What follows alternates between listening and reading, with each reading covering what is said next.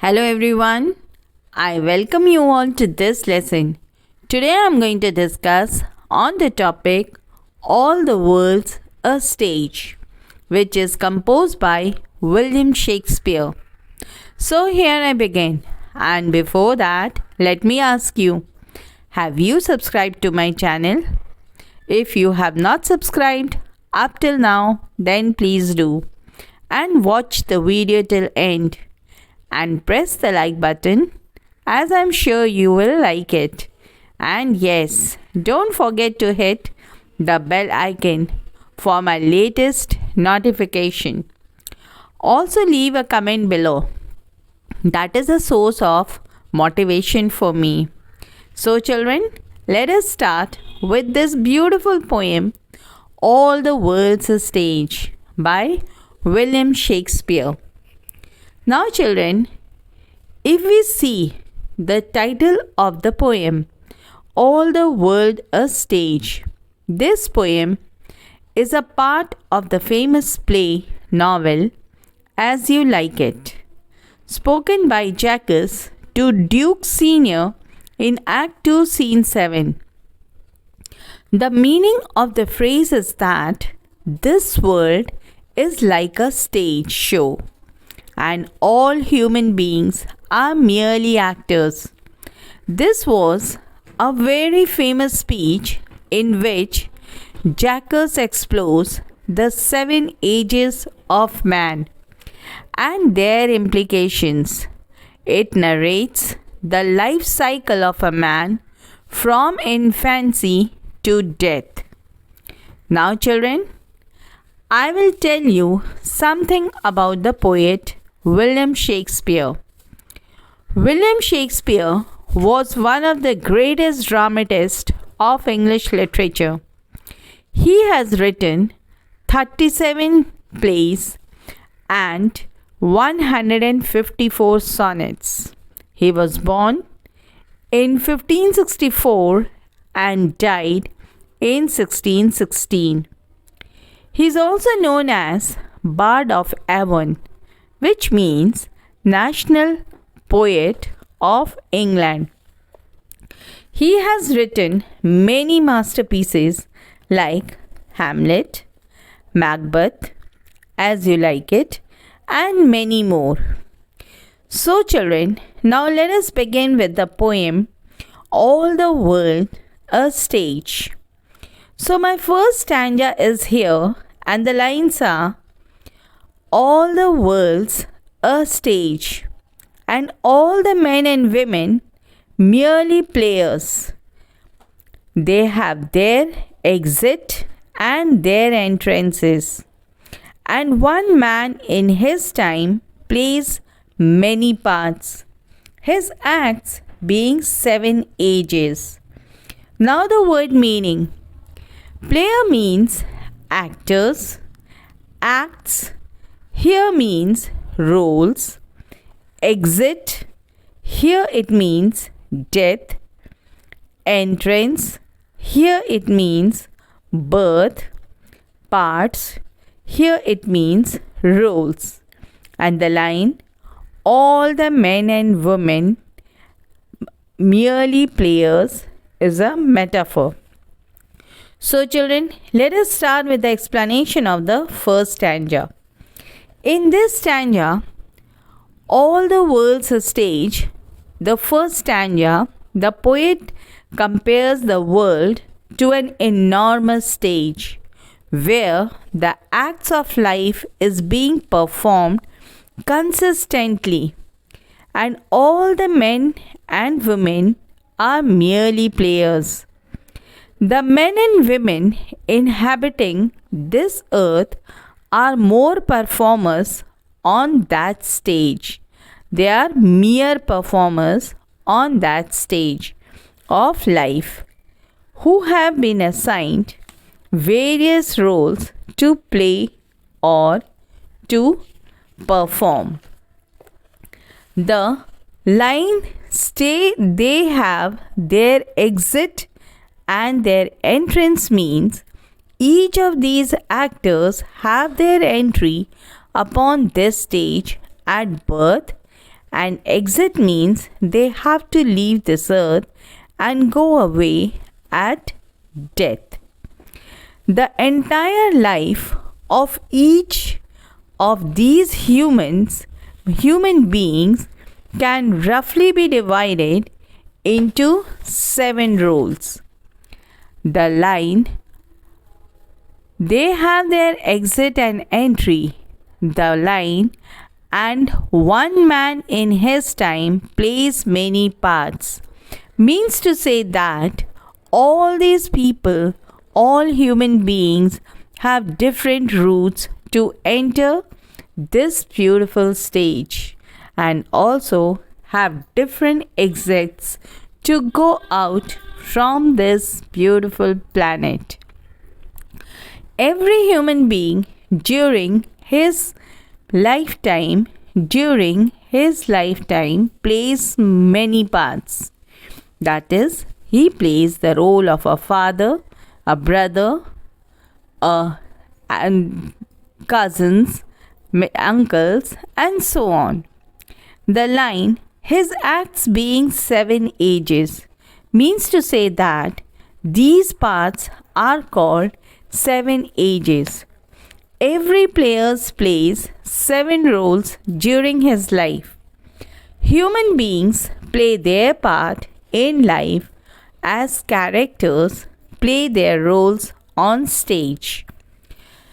Now children, I'll move towards the second stanza, and the lines are: at first the infant, mewing and pucking in nurse's arms, then the whining schoolboy with his satchel and shining morning faces, creeping like snail, unwilling to school. Now the word meaning. Infant means newborn baby.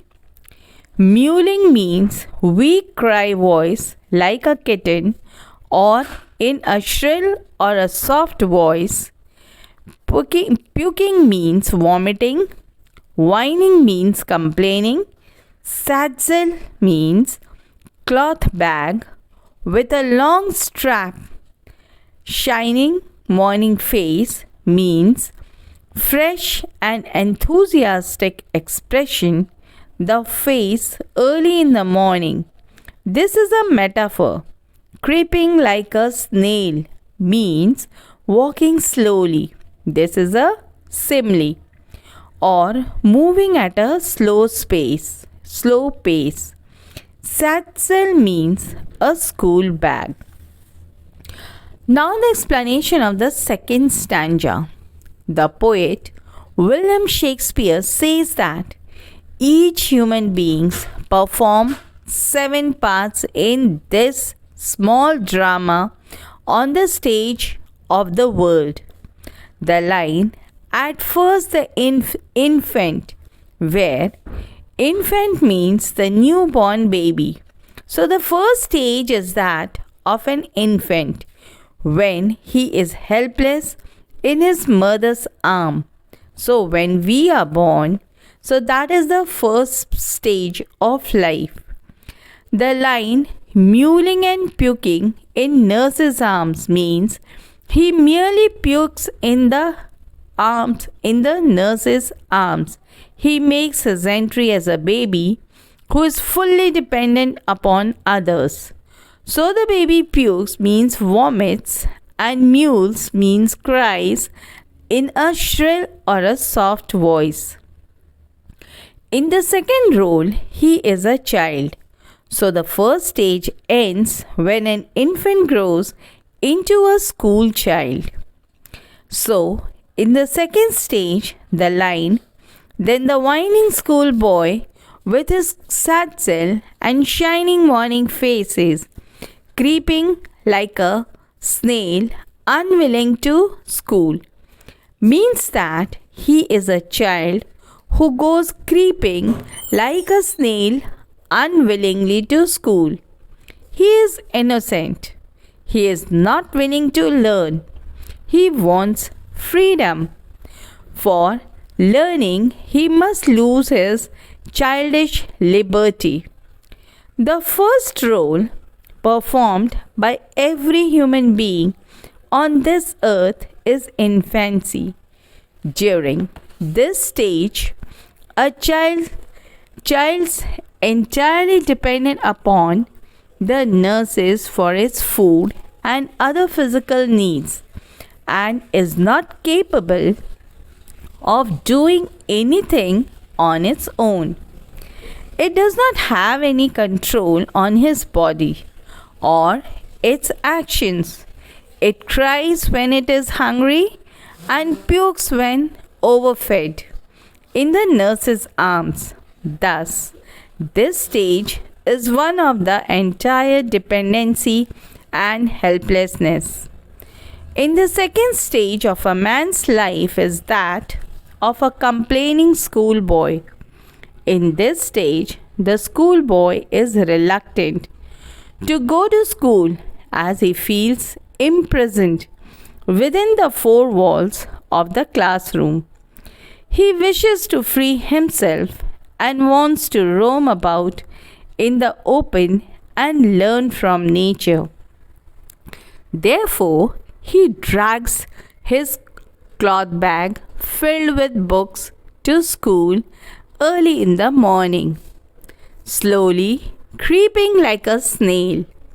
The poet provides a stark contrast between the bright and enthusiastic face of the boy at the beginning of the day with his gloomy attitude in the later half. So, children, here the first and the second stage of life has been described. Now I move towards the third stanza, and the lines are: and then the lover, sighing like furnace with a woeful ballad, made to his mistress eyebrow. Then a soldier, full of strange oaths, and bearded like a pard, jealous in honor, sudden and quick in quarrel, seeking the bubble reputation, even in the cannon's mouth. Here, bubble reputation is a metaphor, cannon's mouth is personification. Now the word meaning. Furnace means a fireplace emitting lot of heat and smoke. Woeful ballad means a sad poem of love or a melancholic love poem. Ballad means a love story in the form of long poem which is sung. Made to means dedicated to. Mistress means the lady in love. Eyebrow means here it refers to the beautiful face or the physical beauty. Strange oaths means risky promises. Jealous means uncompromising in nature or unwilling to give up his honor. Sudden and quick in quarrel means short-tempered and can be easily provoked into a fight. Seeking means craving. Bubble reputation means this is a metaphor which means fame and honor, which looks as a radiant and attractive as a bubble with rainbow colors, but short-lived in nature as it bursts soon after it is formed and leaves no traces behind. Cannon's mouth means the nozzle of the cannon from where the cannonball is shot. Cannon's mouth, it is a personification. Now children, the explanation of the third stanza. The third stanza brings before us the lover who sings woeful ballad for his beloved. In the youthful age, when man is full of energy and might, he does everything to please his beloved. Even this shift of life is filled with merrymaking and joyous songs, passes so quickly as well. The line, and then the lover, sighing like furnace, with a woeful ballad made to his mistress' eyebrow, means that during the third stage of a man's life, that of an emotional young lover, adolescent, youth in love, he is perpetually, that is, constantly in a state of melancholy and desolation, as he is unable to convince his mistress, lady in love, about his strong desire for her.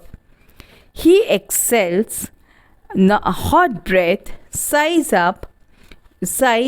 as hot as the heat produced by the furnace, and writes doleful melancholic poem about the unrequited love, so that it creates a sense of sympathy in the mind of the mistress and makes her yield to him. The chief content of the poem is a detailed appreciation of the mistress' physical beauty or beautiful face.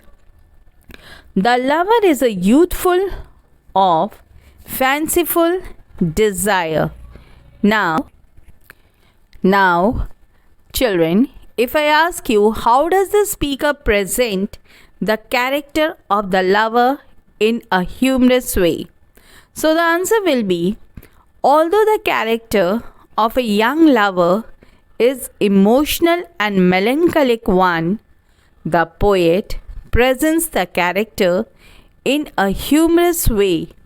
The performer, as the performer, he wastes his time writing long and tedious poems praising his mistress' beautiful face, and waits endlessly for her attention and confirmation rather than confessing his love for her in a direct manner. He also locks himself up in a room and he cuts himself off entirely from the rest of the world and spends valuable time exhaling hot breath of frustration. This is a typical of an inexperienced and immature youth having fallen in love for the first time. Now children, the fourth stage. The fourth stage is a soldier, and stage portrays the man as a soldier or a fight for nation. His beard depicts all the strange oaths that he takes to protect his country and all the men and women living in it. No doubt he quarrels, but he also maintains his dignity to create and develop his reputation in front of others around him. Here man seeks fame, though it is temporary one and short-lived. He endangers his life for it. He alludes how man goes every extreme for temporary success. As success is always temporary, this is perhaps the toughest stage in his life, in one's life.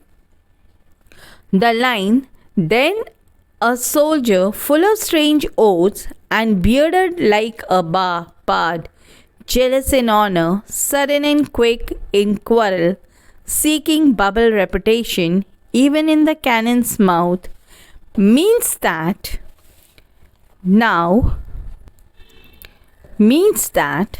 during the fourth stage of man's life, soon after the youth matures, he adopts the profession of a soldier. During this phase, both his body and mind undergo complete change. He is no longer a melancholic, timid, and depressed young lover, but a fiery, boastful young warrior who, who can take up any danger at any moment, no matter how big it is, for the sake of his own objection, for the sake of his and his country's honor. Fame and glory, felicitation and honor are the chief goals in his life. He makes extreme promises even at the cost of his life and refuses to give up an inch of land or a drop of his honor in exchange of at the mouth of the cannon. He is extremely hot tempered, ferocious, and violent in nature and can be very easily provoked into fighting of even the smallest of the reasons.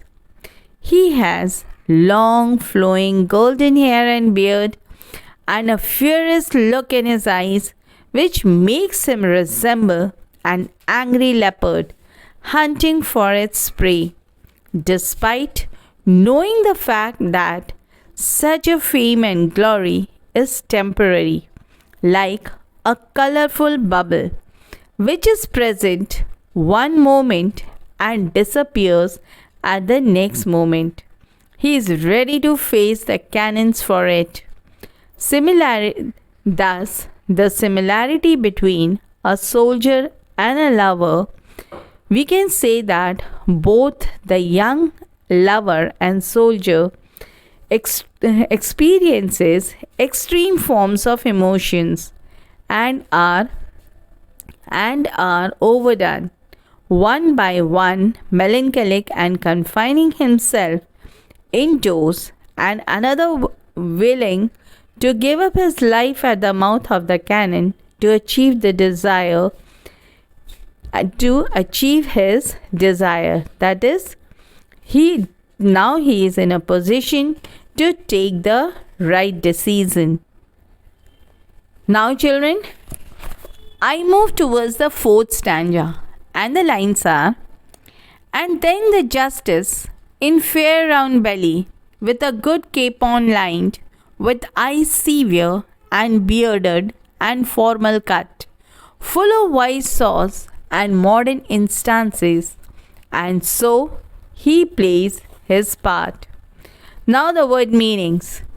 Judge means a justice means a judge, fair means accurate, capon means chicken, good capon lined, the belly is filled to the edge by a good chicken dish, eyes severe means strict and unforgiving, formal cut means beard which is neatly cut and shaved to suit the high rank of justice.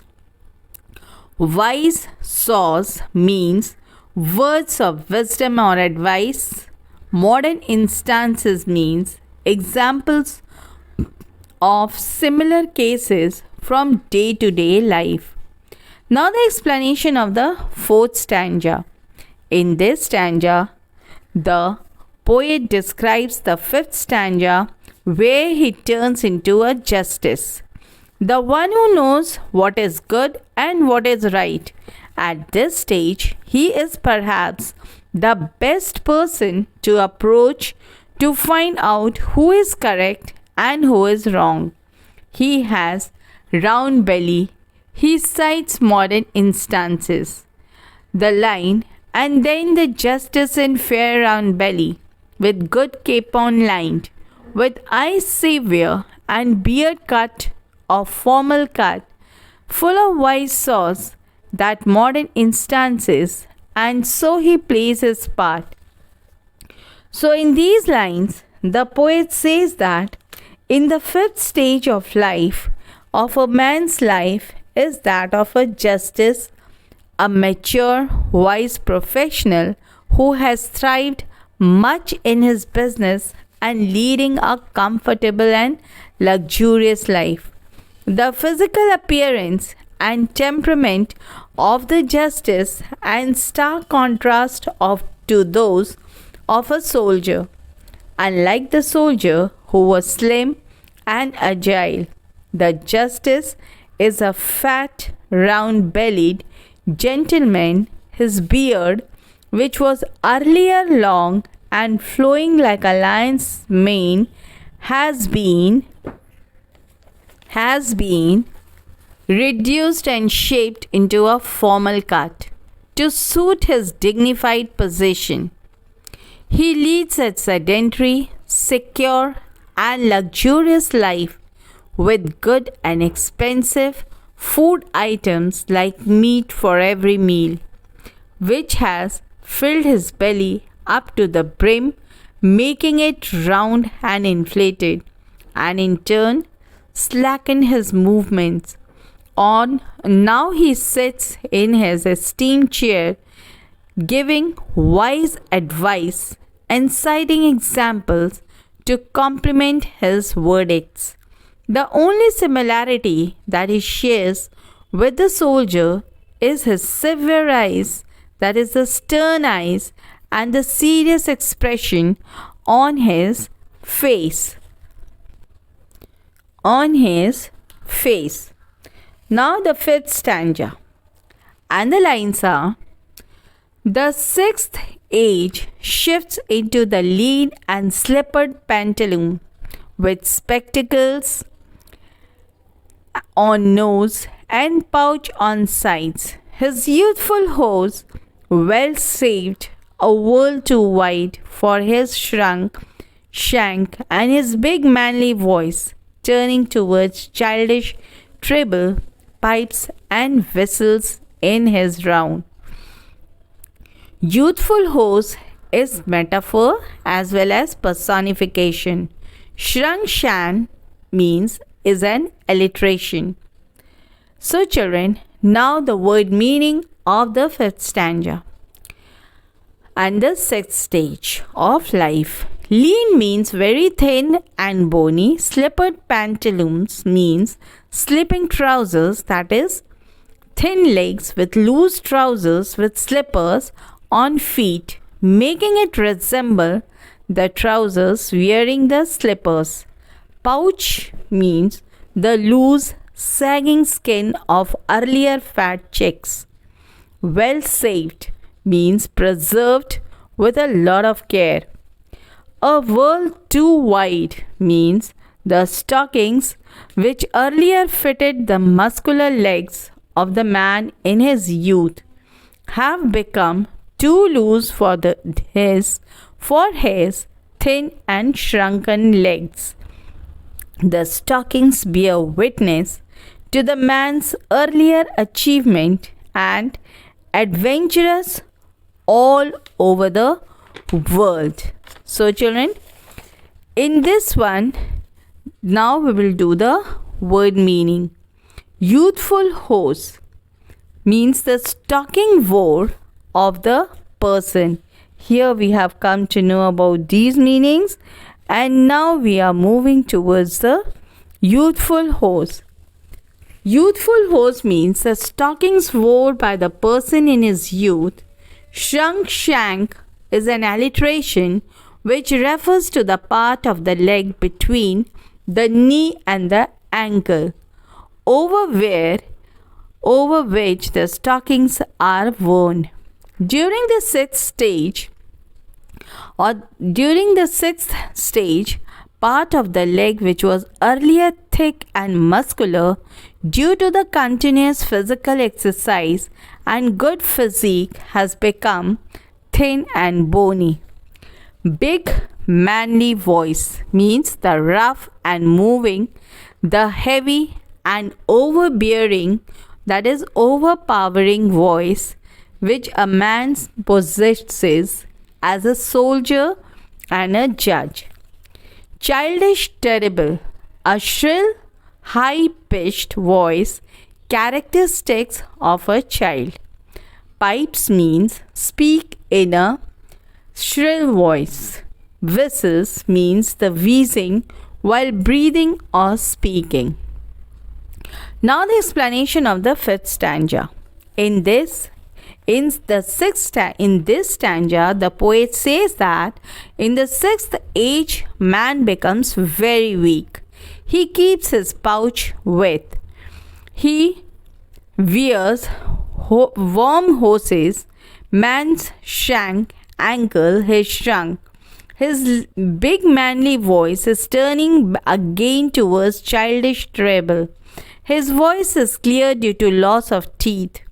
Now the line, the sixth age, shifts lean and slippered pantaloons with spectacles on nose and pouch on sides. His youthful horse, well saved, a world too wide for shrunk shrank, and his big manly voice turning again towards his childish treble pipes and whistles in his sound.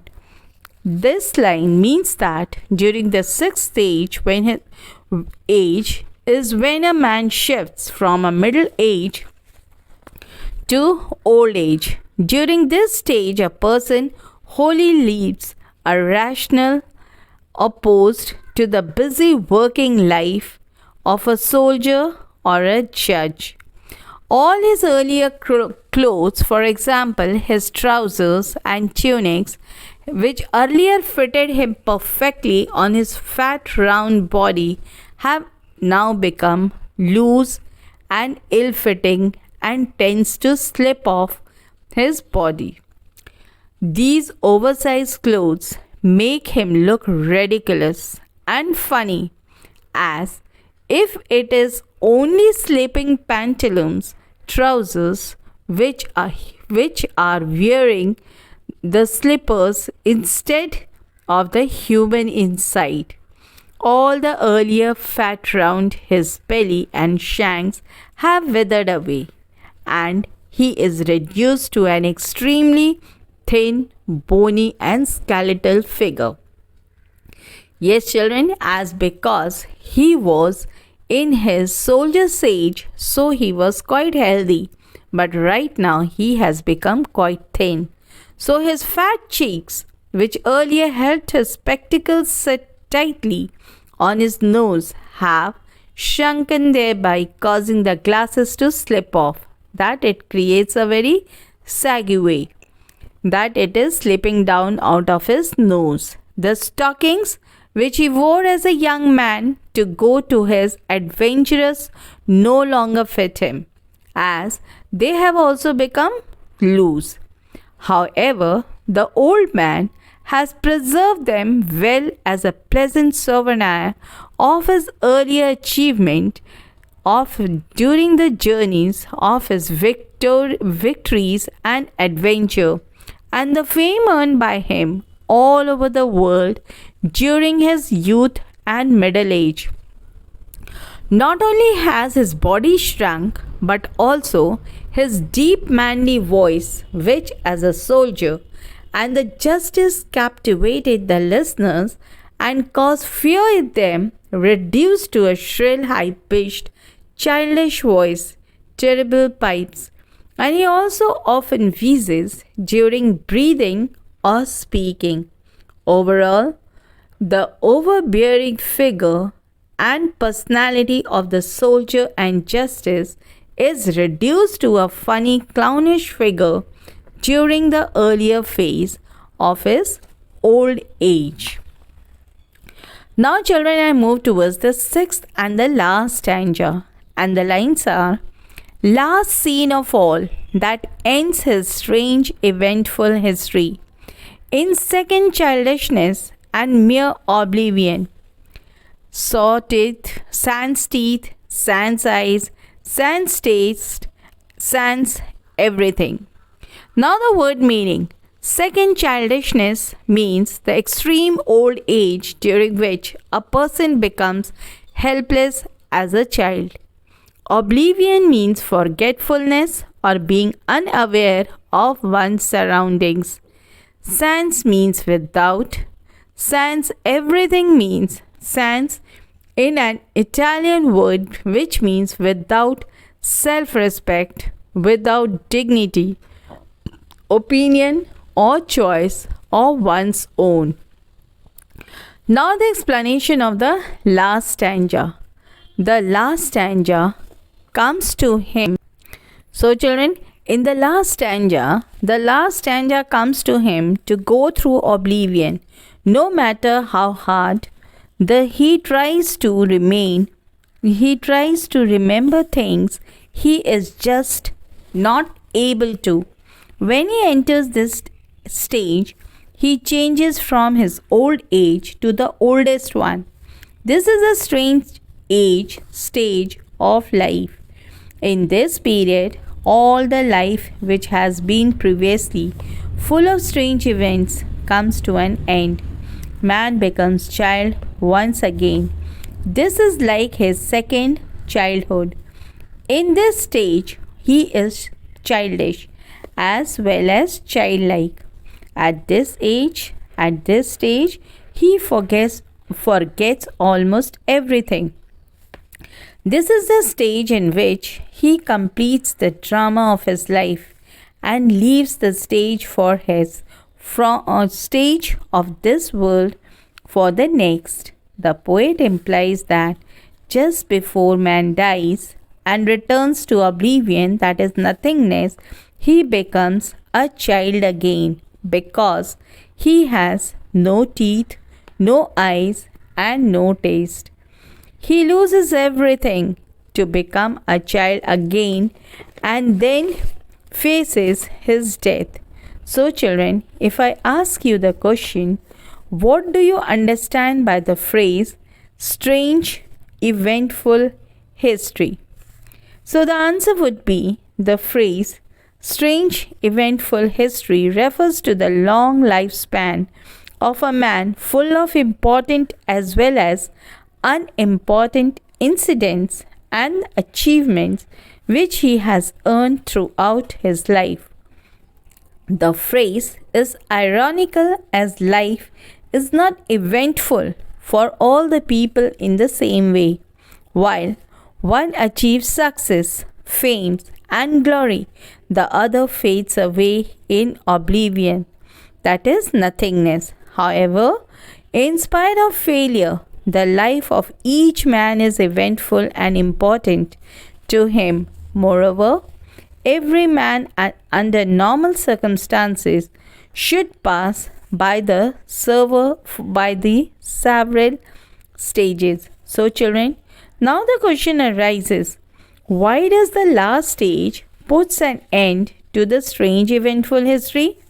So, the answer is, the eventful or the uneventful life of every man ends in the extreme old age, followed by death.